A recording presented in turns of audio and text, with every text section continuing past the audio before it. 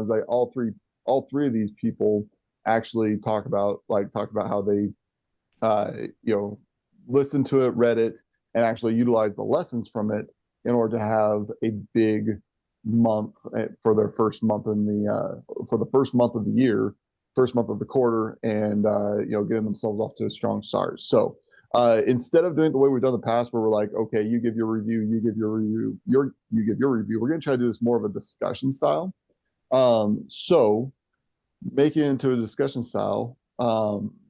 What do you guys feel like was your biggest takeaways from this book? The thing that you liked most? We don't need to go in any particular order.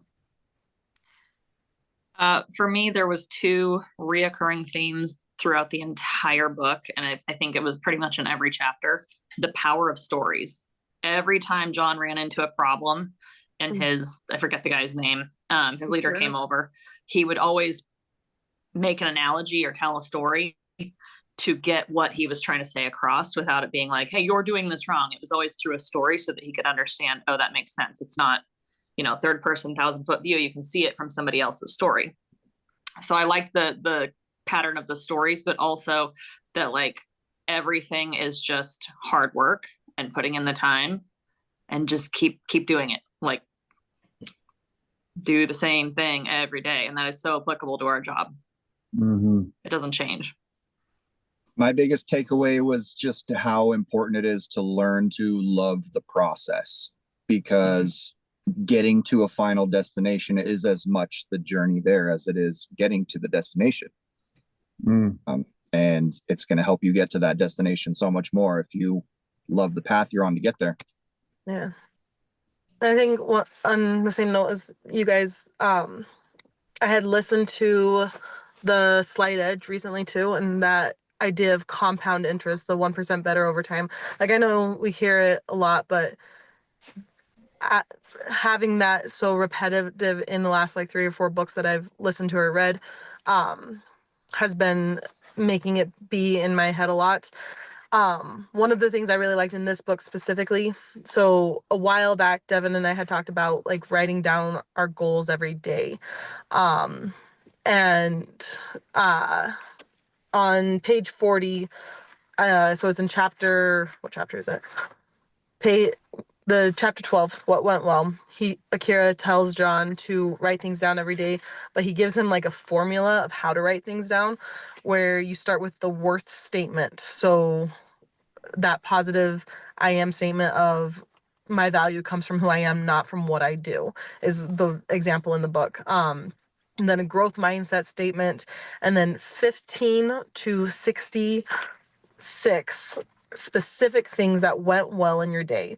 And at first, Johnny's like, holy cow, that's a lot. Like 63 specific things. He's like, how can you write 63 specific things? But I like that it's pushing you to be more specific and to actually like look through your entire day at things that did go well. And then writing down your area for growth, not letting yourself call it a weakness, not letting yourself call it like a negative, but your area for growth and then what you learned. So I really liked that formula. And I've been working on implementing it. I haven't gotten to a good implementation of it yet, but I liked the way it was laid out there. And then in another chapter, he talked about fulfillment. It's a so on page 95 it says, if you spend your whole life chasing that fleeting temporary feeling of happiness, you will miss out on what you really want, which is fulfillment.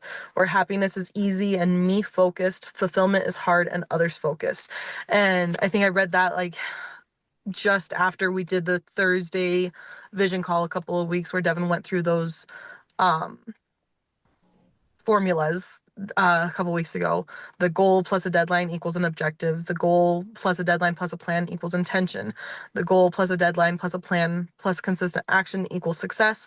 But a personal, meaningful goal plus a deadline plus a plan plus consistent action equals fulfillment. I wrote those down and have it on my dashboard.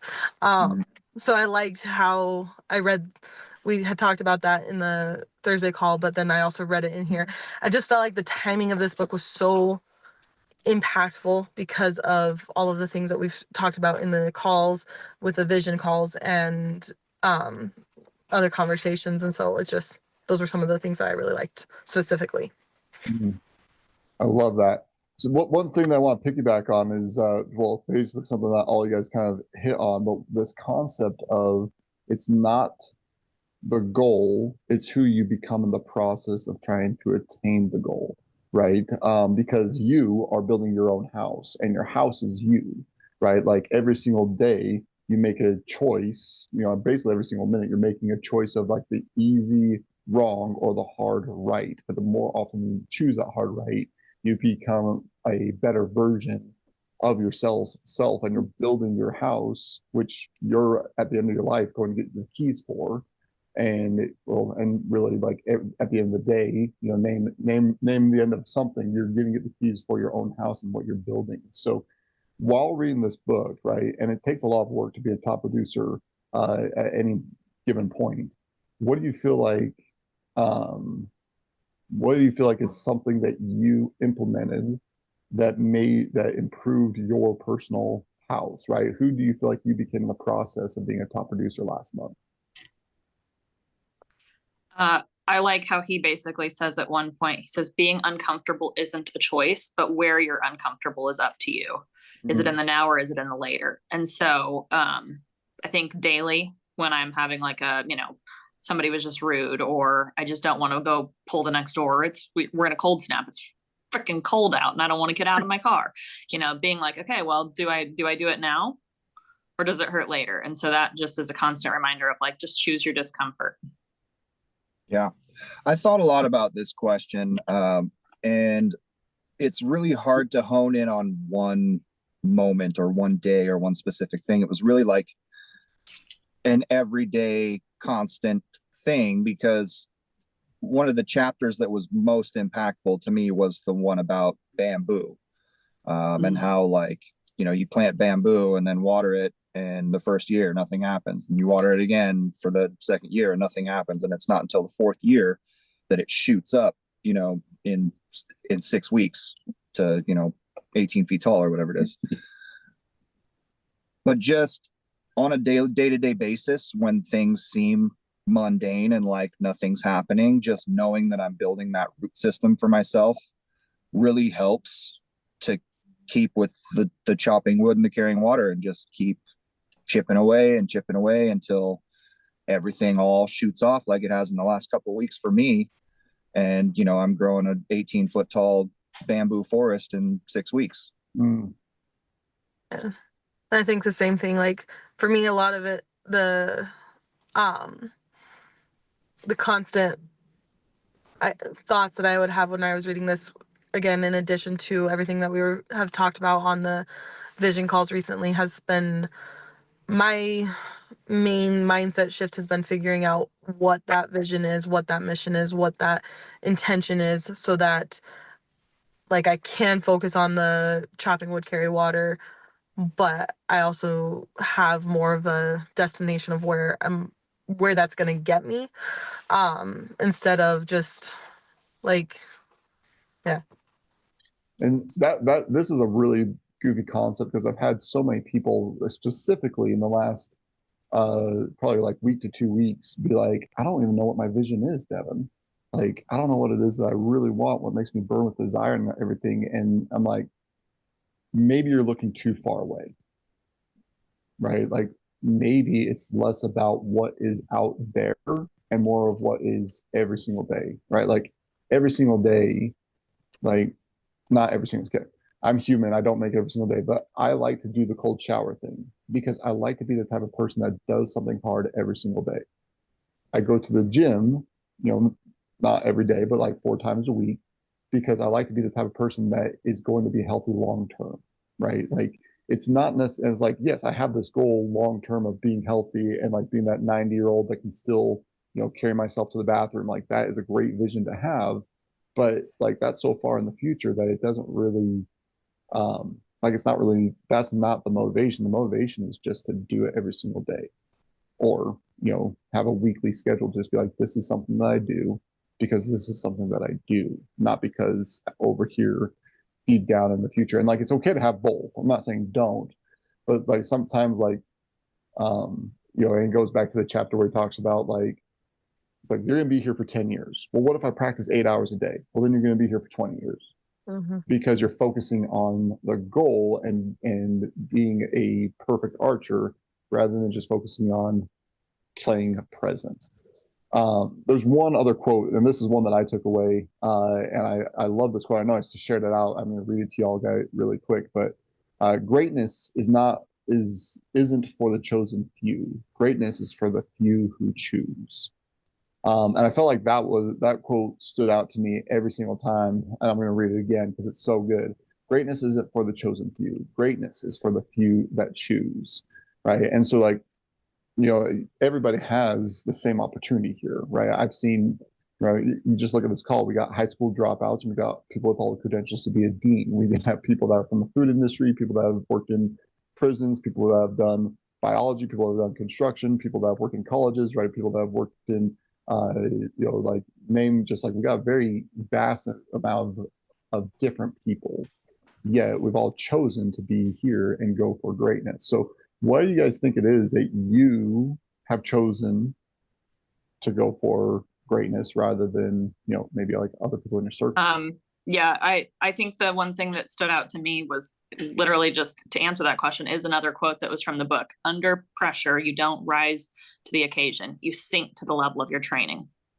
And so, when you have a goal in mind or you have a different vision, it's like, okay, well, either your past and what you've experienced in the past, like you either never want to go back to that or you want to strive for that. And so like for me, it's never wanting to go back to that. Well, sinking to the level of my training means I have to do something different. And so be consistent every day. Like Paz said, put in the work every day. You may not see it, so that later on it actually shows. Yeah. For me, there was like a span of like 3 days about 2.5 years ago where I had just been working in restaurants for 20 years. And I started working in restaurants in high school, and I just kept doing it because it was easy, and I just coasted. And I'm like, this is what I do. Money's fine, but it's not really a growth sort of career. And I got a message from a friend who said I should go sell cars with them. And I was like, huh. And I was like, wait a minute. Why not? Why am I not making something more of myself? Why am I not doing more? And since then, it's kind of become an addiction to like grow, better myself, see how far I can actually take this. Yeah.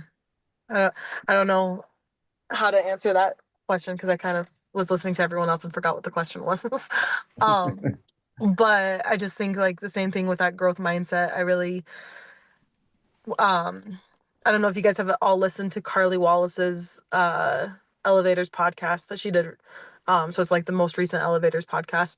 And she made the comment on it how I think she said that she got it from Amber Winfrey, but I'm not positive, how when you spill coffee on yourself in the morning, that means the rest of the day is going to be fantastic because the worst part is already over. And like Devin with the cold showers, like you did the hardest thing already, so the rest of the day is going to be a piece of cake. And it's been a huge mindset like I'm still working on it, obviously, to shift my mindset to that. But my daughter made the comment recently, like she loves math because she likes being challenged. She loves being challenged.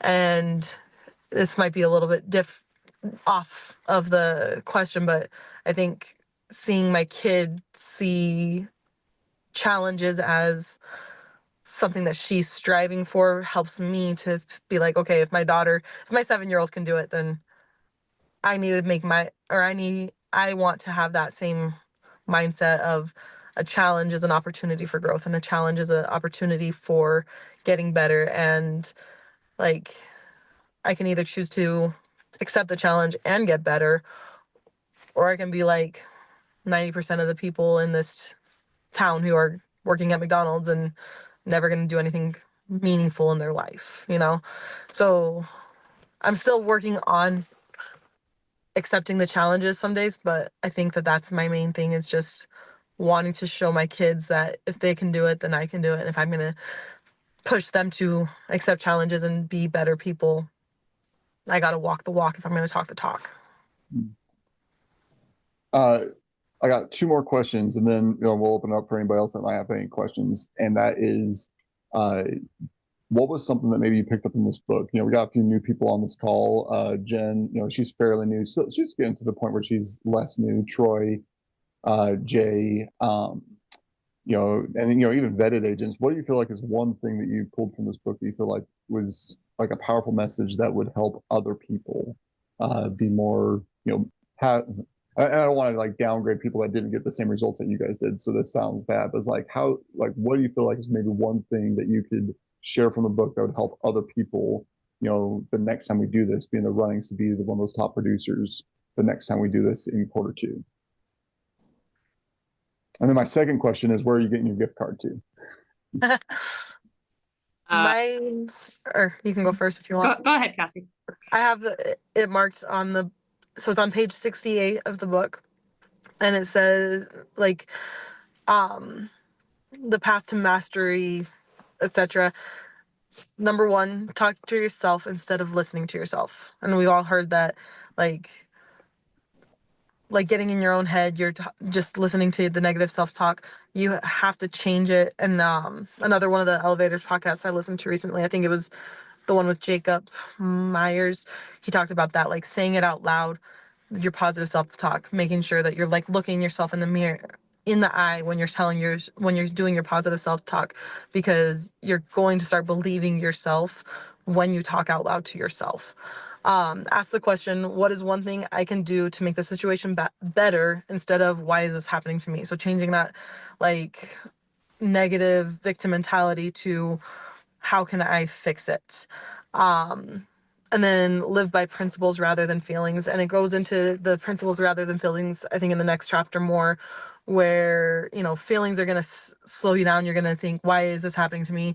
But principles are going to push you to be better, greater, and closer to your mission. I had a couple for this one, I think, that applies, but another quote that he said, which is similar to the other one I said, but is, you do not shine under the bright lights. The bright lights only reveal your work in the dark.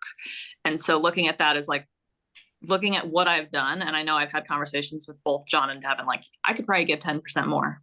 Like, why am I not giving 10% more? I don't want to settle.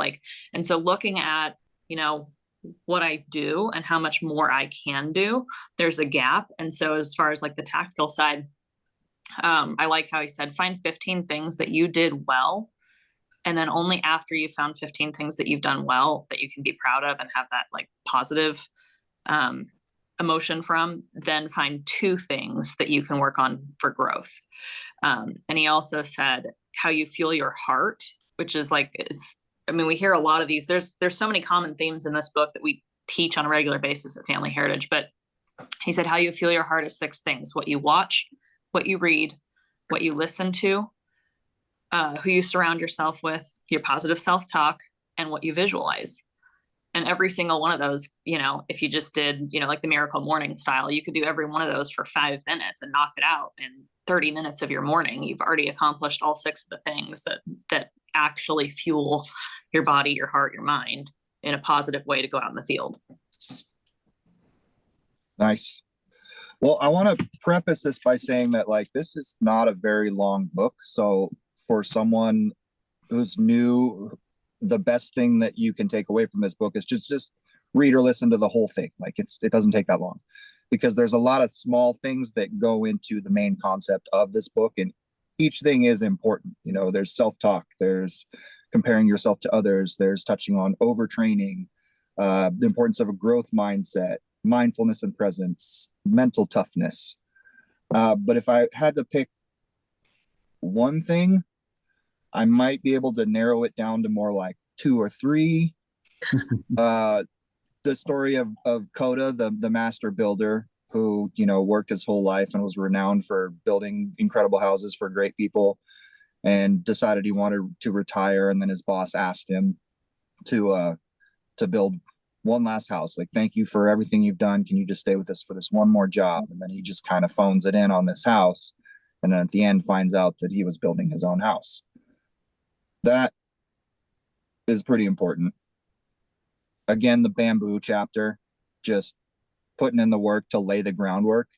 For someone who's new, like, I don't know that there's one thing that's going to make you a top producer next week, but there's tons of things you can do today, tomorrow, next week to build up to being a consistent top producer. So just trusting the process and putting in the work. And then also just that mastery is unending. So embrace the journey, because success comes from the process. So embrace the process. Oh, top of the morning to you. Morning, Zachy. Morning, Posy. Probably the best part of my day right there.